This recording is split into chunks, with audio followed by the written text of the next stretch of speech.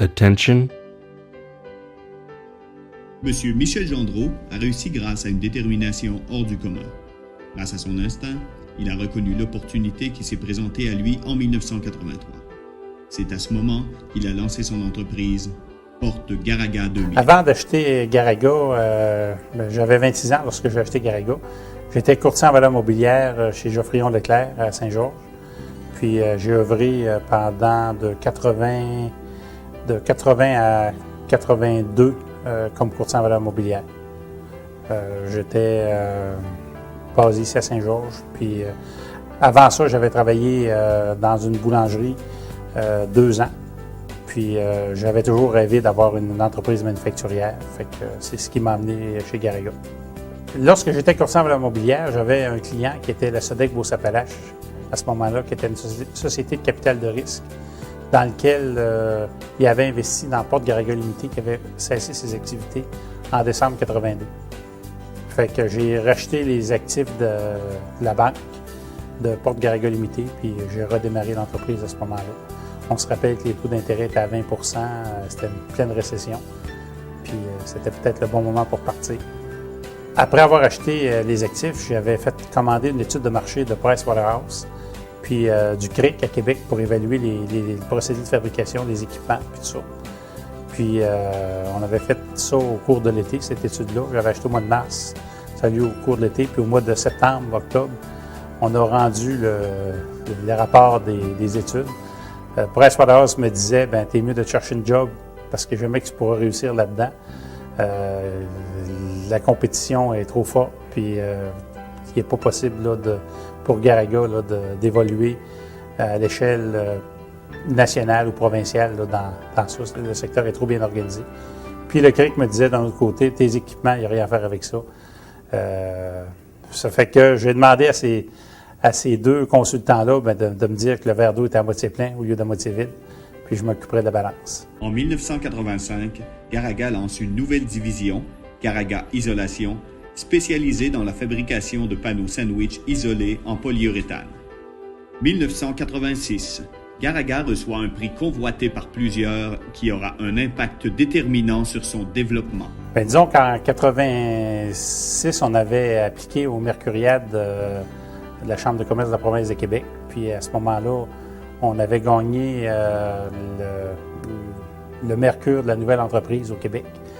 Puis je me rappelle, à ce moment-là, on avait le Cirque du Soleil qui était aussi en finale avec nous autres. Puis en tout cas, finalement, c'est nous autres qui avions gagné le Mercure de la nouvelle entreprise. Puis je pense que ça a tout motivé nos troupes. Ça nous a donné une reconnaissance dans le marché qu'on était capable de faire bien les choses. Puis ça nous a aidé certainement à développer l'entreprise. Puis je me rappelle, à ce moment-là, quelques mois après qu'on ait gagné les Mercuriades, d'être avec Hélène au centre-ville de Montréal, puis d'avoir rencontré l'associé principal de Pricewaterhouse sur la rue Sainte-Catherine.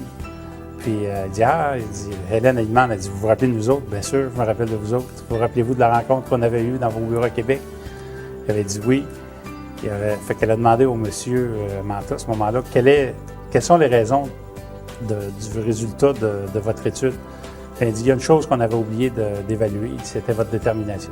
C'est en 1986 que Garaga produit sa première porte de garage avec motif embossé. Le produit sera amélioré en 1989 alors que l'on en améliore le relief. 1987, on a besoin d'espace supplémentaire et l'usine est déménagée dans le secteur est de la ville. 1990, Garaga fait l'acquisition d'une bâtisse supplémentaire afin d'y fabriquer sa propre ferronnerie. En 90, on a décidé de lancer la ferronnerie.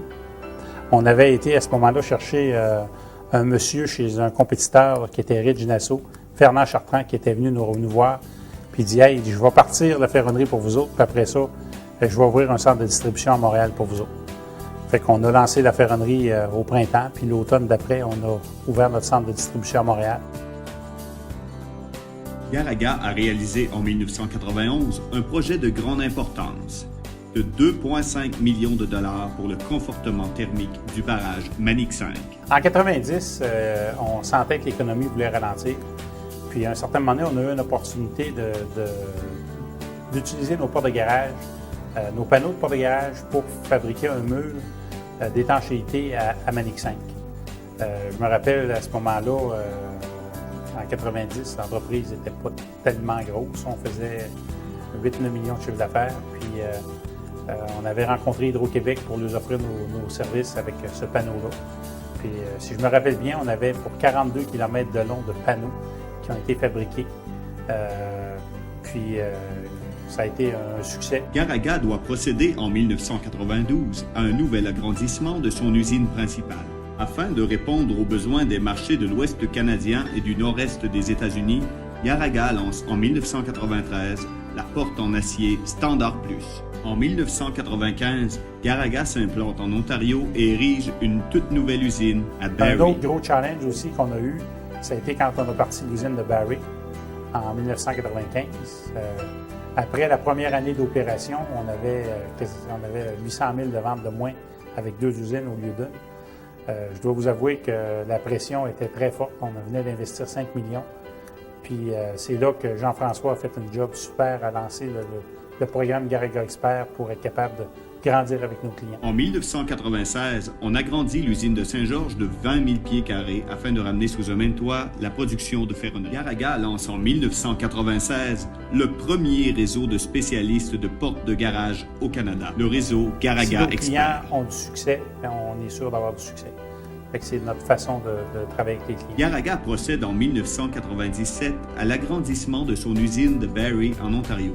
Ces travaux permettront la production d'un nouveau produit, la porte Standard 138.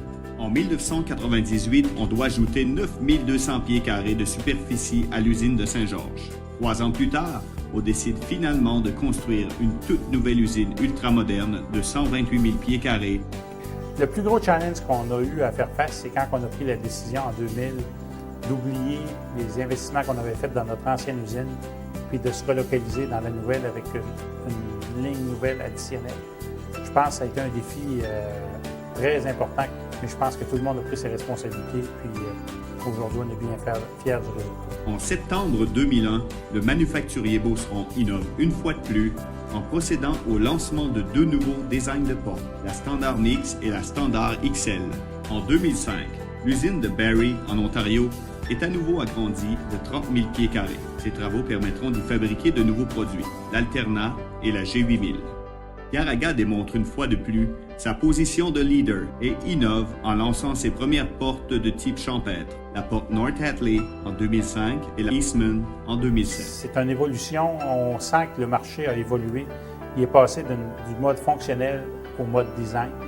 Puis c'est rendu de plus en plus important chez le consommateur d'avoir un produit designé qui répond à ses attentes et qui est différent de son voisin. Monsieur Michel Gendreau travaille avec acharnement depuis 25 ans. Avec l'appui constant de sa famille et entouré d'une équipe de gens qualifiés, il a réussi à offrir pendant tout ce temps un service de haute qualité à ses clients et est devenu un important manufacturier de portes de garage. C'est sûr que Garaga a eu une place très importante dans la famille. Écoutez, les semaines étaient très longues, puis j'avais beaucoup de préoccupations par rapport à l'entreprise. Puis c'est sûr que quand j'arrivais à la maison, je me rappelle encore que les jumeaux, ils posaient un paquet de questions. Ils en posent encore aujourd'hui, d'ailleurs. Mais c'est sûr que ça a une influence sur la famille. Puis il fallut, à un certain moment donné, là, essayer de mettre un équilibre dans tout ça. Parce que c'était pas toujours évident. Mais je me rappelle, quand j'ai parti Garaga, les premières années, là, c'est moi qui étais vendeur, qui étais acheteur, j'avais tous les chapeaux. Puis on avait de l'ouvrage des fois pour une journée d'avance, une demi-journée. Fait que quand j'allais à Montréal, là, je partais le matin à 5 h, puis je revenais à 11 h le soir. Là. Fait que c'est sûr que quand tu pars à 5 h, là, tu changes une coupe de bébé de couche, puis tu t'en vas dans ton auto à Montréal, puis tu reviens le soir, puis tu n'as pas vu les enfants de la journée, là, ça c'est sûr. Fait que ça a été très exigeant à ce niveau-là. Très exigeant pour Hélène aussi, qui a été plus près des enfants que moi là, dans cette période-là. Mais je pense qu'aujourd'hui, écoute, je suis chanceux, les enfants les 2 garçons sont dans l'entreprise, puis Isabelle va se joindre à nous autres là, d'ici une couple d'années. Fait que c'est probablement ma plus belle récompense là, à ce niveau-là. Puis je remercie Hélène puis les enfants là, d'avoir accepté là, tout ce brosse camarade-là. Mon objectif à moi, c'est d'être encore là une dizaine d'années. Puis à partir de ce moment-là, de me retirer du quotidien comme tel. Parce que je pense que je vais avoir fait 35 ans dans l'entreprise, je vais avoir fait mon bout. Puis je pense que ça sera eux autres de voir à continuer à développer et à grandir au cours des années. Chaque journée, il faut continuer à se dépasser puis à bien servir nos clients. La qualité de nos produits, la qualité de nos ressources en interne, puis le respect du client, je pense qu'avec ça, on ne peut pas se faire autrement que d'avoir une solution gagnante.